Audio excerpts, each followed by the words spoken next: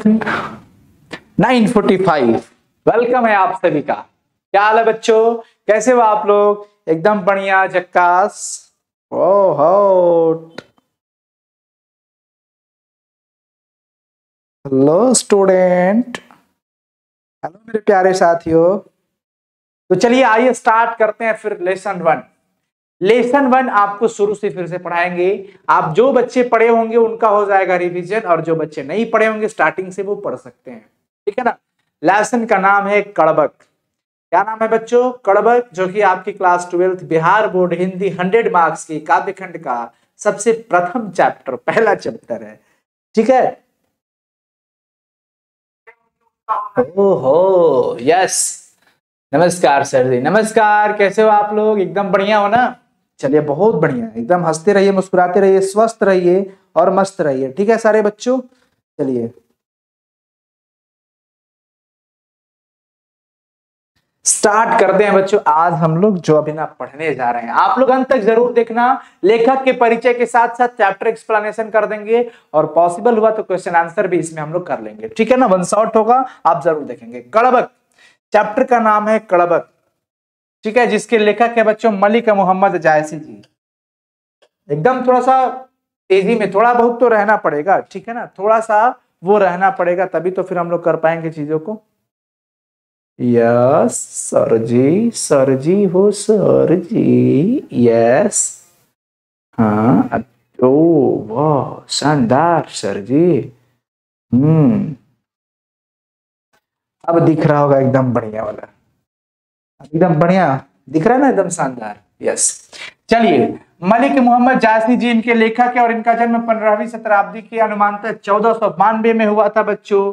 निधन मतलब 1548 में अनुमान लगाया जाता है कि इनके निधन हो गए थे, यानी कि मृत्यु हो चुका था, ठीक है। इनका जो निवास स्थान था बच्चों उत्तर प्रदेश के अमेठी कब्र के जायस गांव में था। इनके पिताजी का नाम था मलिक शेख ममरेज, यानी कि मलिक राजे अशरफ, दो नाम था उनका, ठीक है बच्चों। गुरुजी सूफी संत शेख मोहिदी और सैयद अशरफ जहांगीर। गुरुजी, इनके दो दो गुरुजी के नाम मिलते हैं। आप सब कोई चीजों को अच्छे से देखना, वन शॉट कर रहे हैं, ज्यादा लेंदी नहीं करना है, ज्यादा इसमें टाइम वेस्ट नहीं करना है, वही पढ़ना है जो आपके लिए इंपॉर्टेंट होगा। इधर उधर से कुछ नहीं, बेकार की चीज करोगे, उल्टी उल्टी कर दोगे। अभी तुम्हारे आगे उल्टी दिखेगा, लेकिन अभी नहीं दिखेगा। मलिक शेख ममरेज पिताजी थे। सूफी संत शेख मोहिदी इनके गुरुजी का नाम था। सैयद अशरफ जहांगीर इनके गुरुजी का नाम था। बचपन में बेचारे अनाथ हो गए थे, साधुओं फकीरों के साथ घूम करके भटकते हुए बचपन बिता लिए। कौन? मलिक मोहम्मद जायसी जी का बचपन बड़ी अजीब सा गुजरा, लेकिन हालांकि अच्छा गुजरा। क्यों अच्छा कहेंगे? कि भैया जिसके साथ संत आ जाना तो समझिए वो प्रभु तक पहुंचा ही देते हैं, ईश्वर तक पहुंचाते हैं। तो करना है संगत तो संत का करो। अपने तो भगवान के पास जाते ही हैं, साथ ही साथ लेके भी चले जाते हैं। कहने का मतलब है कि अनाथ हो गए। अनाथ शब्द का अर्थ होता है इनके माता पिता की मृत्यु हो जाती है, फिर ये अकेले हो जाते हैं, साधु संतों के साथ फकीरों के साथ भटकते हैं। अर्थात ये भी एक फकीरों की भांति अपने जीवन को बिताए हैं। चेचक इनको हो गया था, चेचक के कारण रूपहीन दिखते थे। इनके चेहरे पर कई सारे दाग दिखते थे बच्चों। इनका रूप अच्छा नहीं लग रहा था, पर रूप से कुछ होने वाला नहीं है। एक कान ही था इनका, बाई आंख और कान से वंचित थे। आंख भी इनका प्रॉब्लम था, बाई आंख इनका नहीं था। कृतियां इनके द्वारा जो रचना हुई दोस्तों, वो समझो कितना शानदार रचना इन्होंने किया। पद्मावत लिखा इन्होंने, अखरावट लिखा, आखिरी कलाम लिखा, चित्ररेखा कारनामा मसला। ओए होए होए होए होए, क्या बात है सर जी, इतने सारे क्वेश्चन पूछे जा सकते हैं क्या? बिल्कुल धमाल करने वाला क्वेश्चन पूछा जा सकता है। आखिरी कलाम किनकी रचना है? अब कहोगे आखिरी कलाम, ये तो शुरू में सर जी पढ़ाए थे। आखिरी कलाम देखो, जायसी थी। मलिक मोहम्मद जायसी का प्रसिद्ध नाम है जायसी, ठीक है ना। जायस गांव में जन्म हुआ, जायसी नाम से प्रसिद्ध भी रहे। पद्मावत, अखरावट, आखिरी कलाम, चित्ररेखा, कारनामा, मसला। देखिए, पद्मावत में चित्तौड़गढ़ के राजा रतन सेन और सिंगल द्वीप की राजकुमारी पद्मावती की भैया पूरी प्रेम कथा है उसमें। तो पद्मावत के बारे में एक्चुअली हम स्टार्टिंग आप लोग को बताए थे कि उसमें क्या होता है ना। वो राजा, वो राजकुमारी पद्मावती से प्यार मोहब्बत होना, जा करके वहां से लाना, कितनी कठिनाइयों को झेलना, वो तोता, वो सूगा, वो अलाउद्दीन, अब कोई नहीं रहा। एक समय था जब ये लोग थे, अब लेखक कहते हैं अब तो कोई नहीं रहा। फिर रहा का, आइए पढ़ते हैं इस चैप्टर के अंदर, पढ़ते हैं क्या लेखक लिखते हैं। कड़बक एक में कहते हैं, एक नयन कवि मोहम्मद गोनी, आए है, एक नयन कवि मोहम्मद गोनी, सोई बिम्योहा जय कवि सुनी। एक ही नयन कवि मोहम्मद गोनी, अरे एक ही नयन था हो मेरे, किसके, ईश्वर के, सॉरी जायसी जी के। लेखक कहते कि हमारे एक ही नयन है मोहम्मद गुनी, फिर भी वो गुणवान है मोहम्मद जी, मलिक मोहम्मद जायसी जी गुणवान है। सोई विमोहा जी कवि सुनी, जो लोग इन कवि की कविता को सुना, इनकी काव्य को पढ़ा सुना, वो विमोहित हो गया, मोह माया में पड़ गया। चांद जैस जग विधि अवतारा, अदीन कलंक कीन उजियारा। चांद को भी जगत ने, चांद जैस जग विधि अवतारा, विधाता ने अवतार दिया चांद को भी इस जगत में। अरे विधाता ने, ईश्वर ने तो चांद को भी जन्म दिया है। दीन कलंक कीन उजियारा, ओए होए होए होए। चांद को तो विधि ने, विधाता ने अवतार दिया, जन्म दिया, लेकिन साथ ही साथ दिया क्या, कलंक भी दे दिया। तो क्या चंद्रमा का महत्व कम हो जाएगा? नहीं। कीन उजियारा, आज भी वो अपने प्रकाश से प्रकर्णित किया है पूरे संसार को। तो एक डिमेरिट से सारे इंसान का मेरिट खत्म हो सकता है क्या? कभी नहीं दोस्त, कभी नहीं हो सकता है। ठीक है, तो चांद जैस जग विधि अवतारा, अदीन कलंक कीन उजियारा। चंद्रमा में भी दाग है, कलंक उसमें भी है, लेकिन फिर भी वो उजियारा किए हुए किसको? ये है संसार को। लेखक का कहने का अर्थ ये हमें समझना चाहिए कि भले ही उनके एक ही आंख हैं, भले वो रूपहीन हैं, लेकिन उनकी कविता को सब पसंद करते। वो अपने काव्य से सभी लोगों को मोहित करके रखे हैं। जैसे चंद्रमा में दाग होते हुए भी चंद्रमा सबको प्रकाशमान किया है, उसी प्रकार लेखक एक आंख के भी होते हुए अपने काव्य से सबको मोहित करके रखे हैं। जग सुझाए कई नैना, हुआ सुख असनक तना माहा। मतलब पूरे जगत को समझ गए, सूझ लिए एक ही नयन से, एक ही नैना, एक ही आंख से पूरे जगत को मैं समझ गया। कैसे? जैसे सारे तारों में एक शुक्र तारा को समझा जाए वैसे। हुआ सुख अस नखतन माहा, पूरे नक्षत्रों में शुक्र तारा को जैसे पहचान लेते हो ना, जैसे समझ जाते हो, वैसे मैंने एक ही आंख से इस पूरी सृष्टि को समझा है। जौलही अंबही डाभ न होई, अतौलही सुगंध बसाई न सोई। आम में जब तक इठिलिया नहीं आए ना, मंजरिया नहीं आए, तब तक अमवा सुगंधित नहीं होता है। अरे कि अमवा लगवला पिया हो, महुआ रे लगवला। इस पंक्ति को समझिए, जौलही अंबही डाभ न होई, और जब तक अंब में, आम में डाभ नहीं पड़ता, कोयलिया नहीं आती भैया, तो लही तब तक सुगंध बसाई न सोई। उसमें सुगंध आने वाला नहीं है, सुगंध आने वाला नहीं है मेरे भाइयों। कीन समुद्र पानी जो खारा, तो अति भय सूझ अपारा। अय है है, कीन समुद्र पानी जो खारा। समुद्र के तो पानी खा रहे हैं हो, तो क्या समुद्र का महत्व नहीं है? है। पानी खारे होते हुए भी अति भई असूझ अपारा, वो इतना असूझ है, अपार है। बाप रे बाप, समुद्र के किनारे खड़ा हो जो समझ नहीं आएगा कहां तक इसका अंत है। अपार है, असूझ है।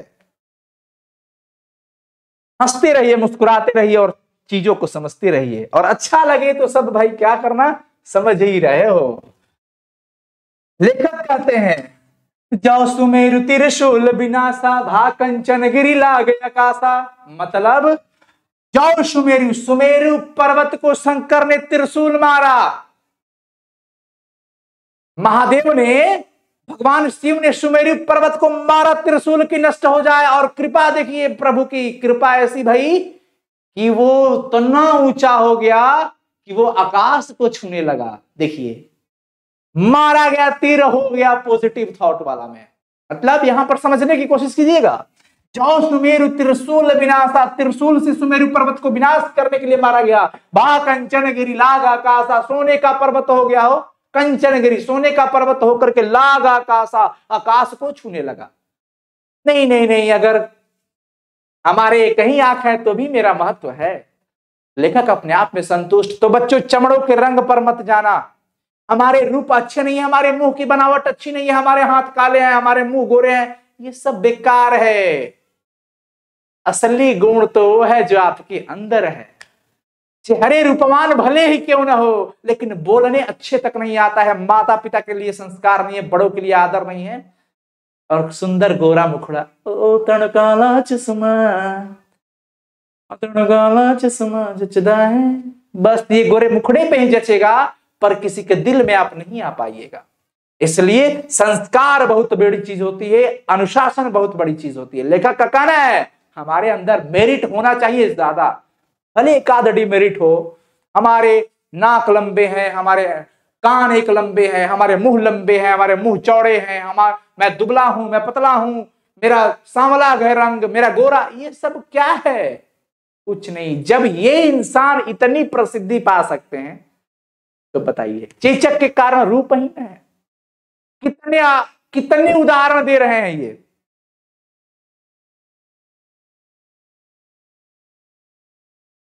चलिए, जो नहीं घरी कलंक न परा, कांच हो ही नहीं कंचन करा। कच्चे पदार्थ को जब तक तपाओगे नहीं तब तक उसको पकाओगे नहीं।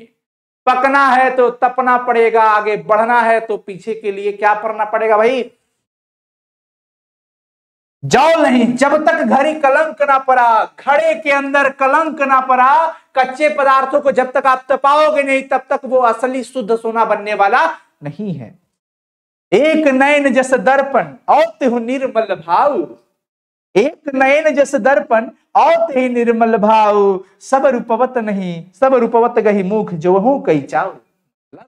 मतलब ये है एक नयन जस दर्पण, उनका जो एक नयन है वो दर्पण के समान है।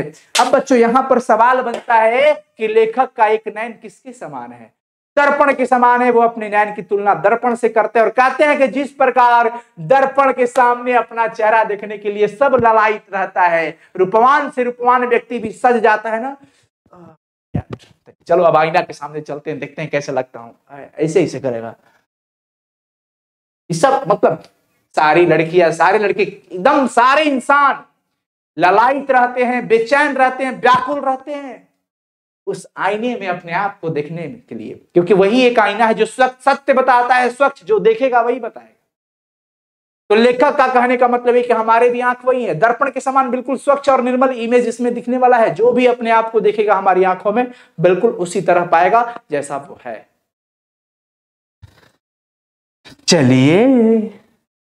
चले आगे बच्चों।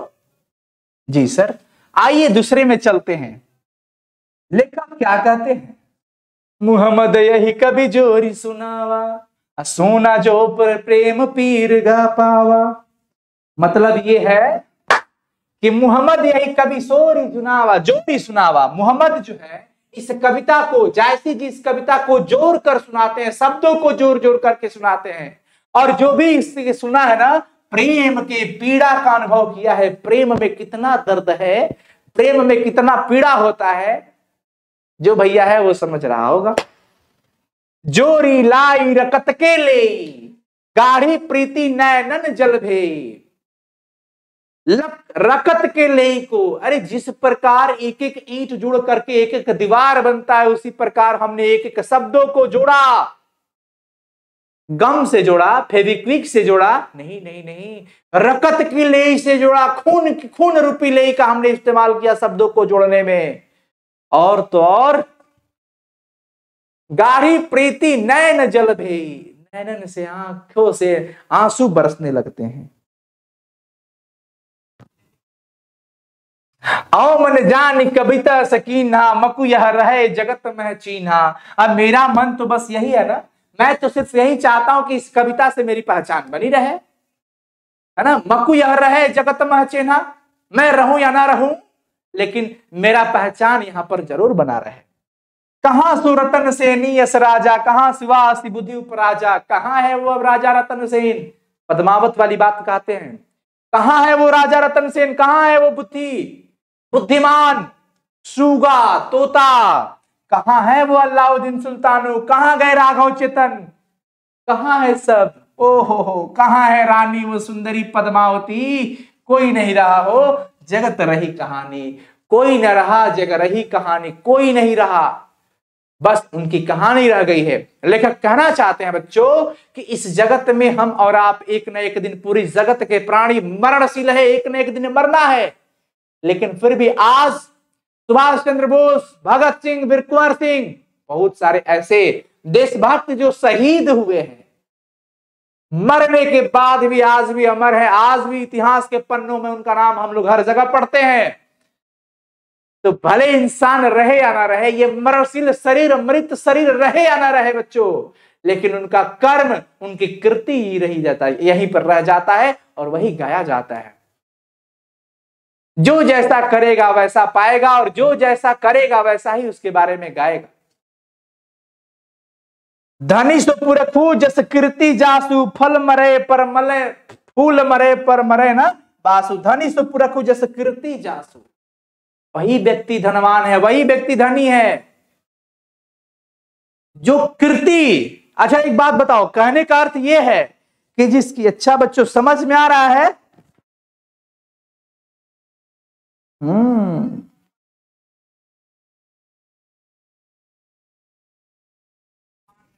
जिसकी कीर्ति देखो, धनी सो पुरखु जस कीर्ति जासु, जिसकी कीर्ति विद्यमान है, उचित रूप में उपस्थित है, जिसकी अच्छी कर्म है, वही पुरुखु, पुरुष वही धन्य है।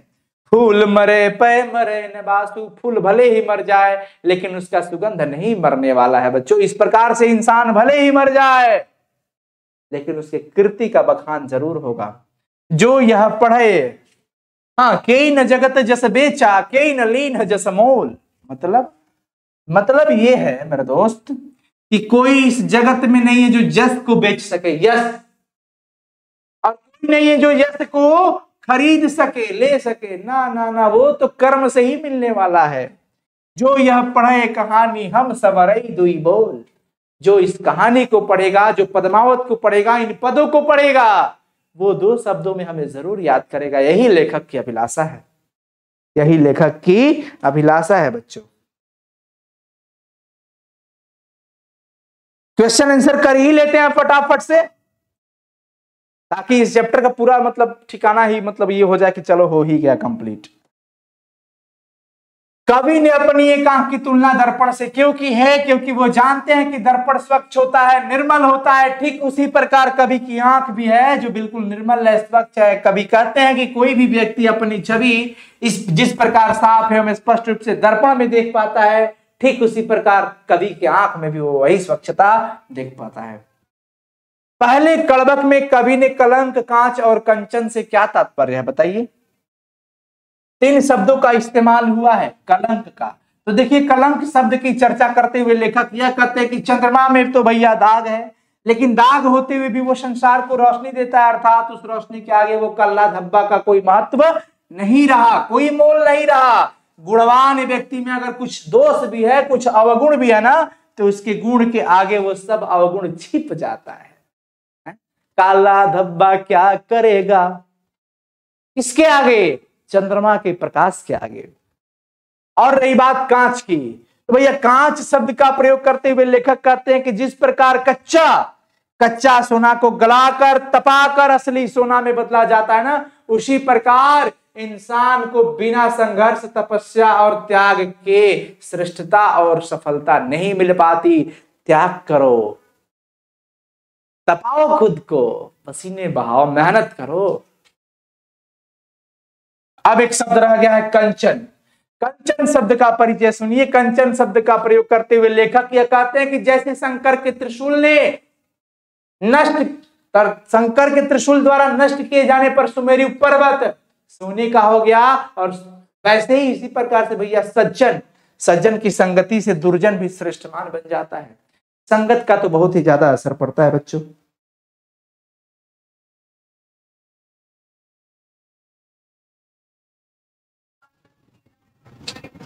अब चलिए, पहले कड़बक में जास्ती के आत्मविश्वास, आत्मविश्वास मत पूछो, एकदम तहलका मचा के आत्मविश्वास है, कॉन्फिडेंट, सेल्फ कॉन्फिडेंट है। पहले कड़बक में कवि अपने आत्मविश्वास को दर्शाए हैं। कवि का एक ही आंख है, वो चेचक के कारण रूपहीन है, लेकिन रूप का और एक आंख के न होने से इंसान का महत्व कम नहीं होता है। कवि दृढ़ आत्मविश्वास के साथ कहते हैं कि अरे दाग तो चंद्रमा में भी है, पानी तो समुद्र का भी खारा है, त्रिशूल तो सुमेरु पर्वत को भी लगे थे, दाग तो आम में भी है, तो क्या इन सबका कोई महत्व नहीं है?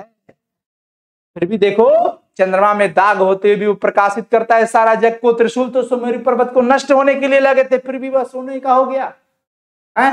पानी तो भैया समुद्र का भी खारा होता है, फिर भी वह असूझ है, अपार है। उसी प्रकार हम भी असूझ अपार है। अतः ऐसा नहीं है कि कुछ दोष होने के कारण ये सारे गुण खत्म हो जाए, ऐसा बिल्कुल नहीं है। कवि का यही आत्मविश्वास है। कवि ने किस रूप में स्वयं को याद रखे जाने की इच्छा व्यक्त की है? कवि का कहना है कि जगत तो नश्वर है भैया, केवल कृतियां ही अमर रह जाती है, केवल जो कहोगे करोगे लिखोगे वही रहेगा, कर्म जो करोगे। जिस प्रकार पुष्प अपने नश्वर शरीर त्याग कर देता है ना, किंतु उसकी सुगंध धरती पर व्याप्त रहती है, ठीक उसी प्रकार महान व्यक्ति भी इस धाम पर जन्म लेकर अपनी कृति से ही अपना पहचान बनाता है, बच्चों यहां छोड़ जाता है। अतः कभी भी अपनी कृति से अपने को याद रखने की आशा अभिलाषा रखते हैं, इच्छा व्यक्त की है। भाव स्पष्ट करे, जाओ लही अम्बही डाभ न होई, तो लही सुगंध बसाई न सोई। बच्चों समझ पा रहे हो? यस और नो बताओ, क्या आप समझ पा रहे हैं?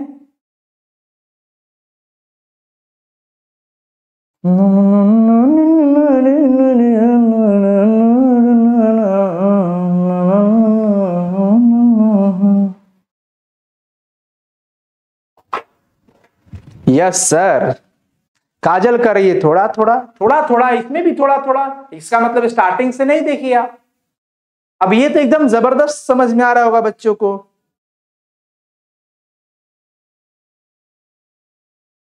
देखिए चौलही अंबई, जब भी आपको अगर अर्थ स्पष्ट करे, भावार्थ आ जाए, है ना, इस सारी चीजों का बात आ जाए ना, तो बच्चों जब पंक्ति दिया रहे ना, तो आपको एक काम जरूर करना होगा। क्या करना होगा? आपको ये बताना होगा प्रस्तुत पंक्तियां मलिक मोहम्मद जायसी द्वारा रचित कड़बक से ली गई है। चैप्टर का नाम एंड उसके राइटर का नाम आपको मेंशन करना ही पड़ेगा दोस्तों, और तब आप उसकी पंक्ति को क्या करेंगे? आप उसको बताने की कोशिश करेंगे, समझाने की कोशिश करेंगे, उसका अर्थ लिखेंगे।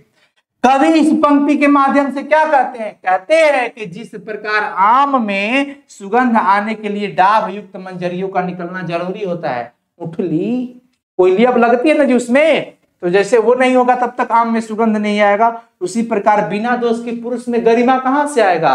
अरे गलत करेंगे तब सही होगा, झूठ बोलेंगे तब सच बोलेंगे, कहियो गलती क्वेश्चन सॉल्व करेंगे तभी तो सर बताएगा नहीं बेटा यहाँ पे गलत है, यहाँ पर ऐसे होगा। तो दोष होगा तभी तो गरिमा बढ़ेगी, बिना दोष के पुरुष में गरिमा कहां आती है? रकत के लेई का क्या अर्थ है? कवि इस पंक्ति के माध्यम से ये कहना चाहते हैं कि वे अपने काव्य को, जैसे मकान की दीवारों को एक एक ईंट से जुड़ करके बनाया जाता है, कवि कहते हैं कि मैंने अपने इस काव्य को एक एक शब्दों से जुड़ करके बनाया। समझ गए बच्चों? ये बिहार बोर्ड वाले स्टूडेंट के लिए है, पहले मैं बता देता हूं, पहले भी बताया। कवि इस पंक्ति के माध्यम से यह कहना चाहते हैं कि वे अपने काव्य को रक्त की लेई लगाकर जोड़े हैं, जो गाढ़ी प्रीति के नयन जल में भिगोई हुई है। रकत की लेई मतलब बड़ा दर्द हुआ है उनको लिखते वक्त, प्रेम कथा, अब जो प्रेम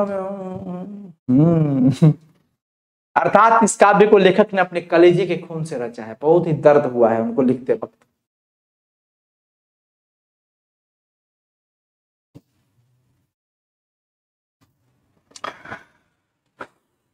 मोहम्मद यही कभी जोरी सुना हुआ, यहां कवि ने जोरी शब्द का प्रयोग किस अर्थ में किया है? जोरी का मतलब होता है जोड़कर, जोरी शब्द का प्रयोग किस रूप में किया गया है बच्चों? जोड़कर, यानी शब्दों को जोड़ा गया है।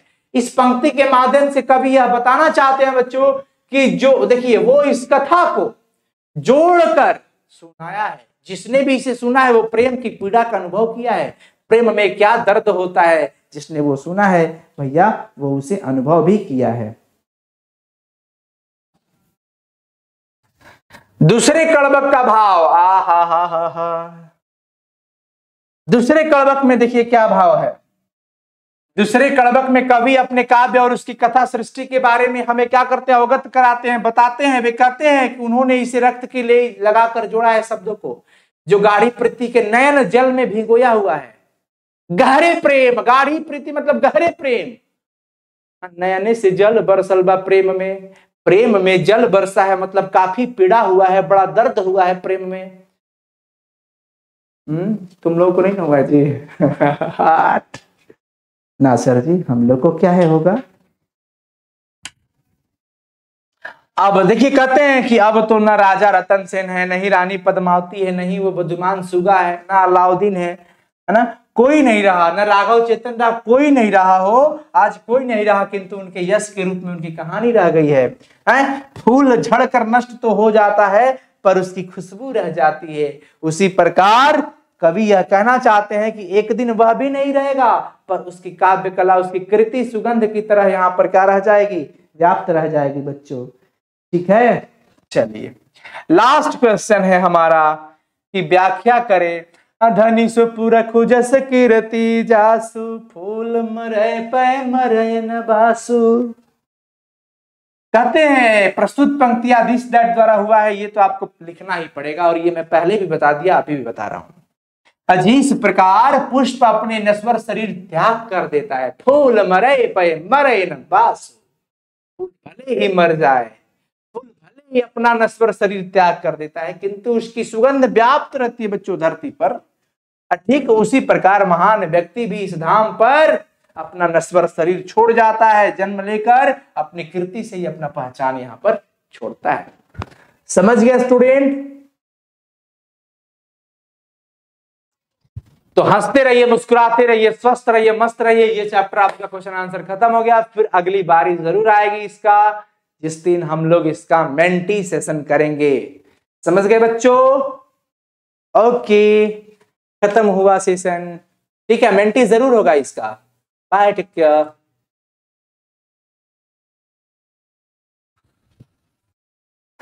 तो आप लोग सेशन को जरूर लाइक करना, चैनल को सब्सक्राइब करना और वीडियो को जरूर शेयर करना। ये क्लास उन बच्चों के लिए 9:45 से सप्ताह में सिर्फ 2 दिन करेंगे जो बच्चे स्टार्टिंग से पढ़ना चाहते हैं, हिंदी की क्लासेस स्पेशल। बाकी तो 1 शॉट वगैरह चलते रहता है। क्लासेस अभी तबीयत डिस्टर्ब थी, उसके वजह से नहीं हो पा रहा था, काफी दिन हो गए थे, इसलिए सोचा आज थोड़ा बहुत आप लोगों से बातचीत हो जाए। जैसे तबीयत स्वस्थ हो जाता है पूरी तरह, फिर से वापस आऊंगा उसी जोश, उसी एनर्जी, उसी लक्ष्य के साथ आप लोगों के साथ। सो प्लीज आप लोग टेंशन मत लेना, हंसते रहना, मुस्कुराते रहना, स्वस्थ रहना और पीछे वाली क्लासेस को रिवाइज करते रहना। आएंगे बहुत ही धमाकेदार सेशन, हो सकता है एक दिन 2-2, 3-3 घंटे की क्लासेस फिर से लगातार करो। सिलेबस पीछे नहीं होने देंगे जैसे भी हो। थैंक यू सो मच बच्चों। कमेंट जरूर करना, वीडियो को लाइक कर देना और शेयर करना जितना हो सके। अपना प्यार तो हमेशा से देते आए हो, आगे भी देना। जैसे ही स्वस्थता आती है फिर वापस वही धमाकेदार फुल बरसे से भीगे चुनर वाली रंग बरसे। सर जी होली मत गाओ, अभी तो होली है ही नहीं, तो क्या गाएं? चैता गाएं? चैता तो अभी खत्म है। अभी सर जी सावन का, भोले बाबा का गाना गाइए।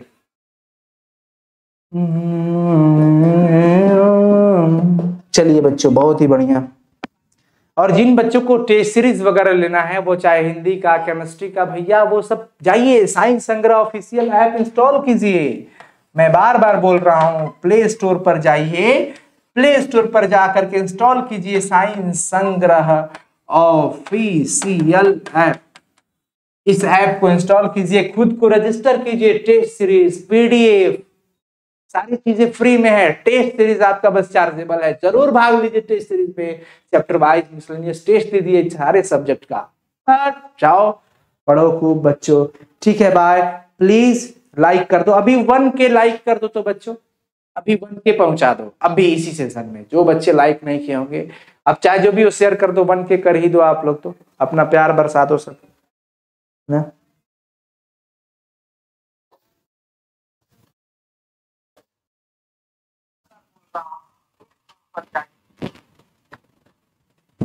ठीक है बच्चों, जरूर आप लोग मेहनत कीजिए, आगे बढ़िए, हंसते रहिए, मुस्कुराते रहिए।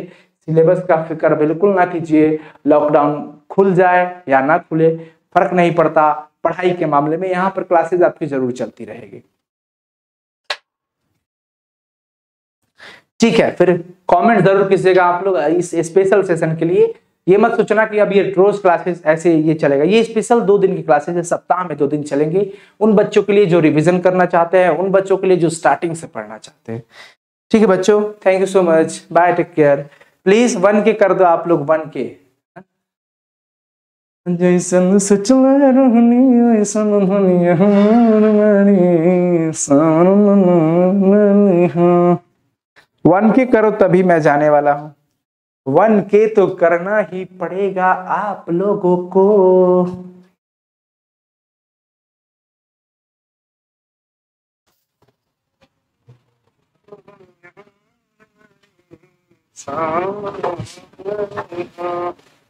वन के करो तभी मैं जाने वाला।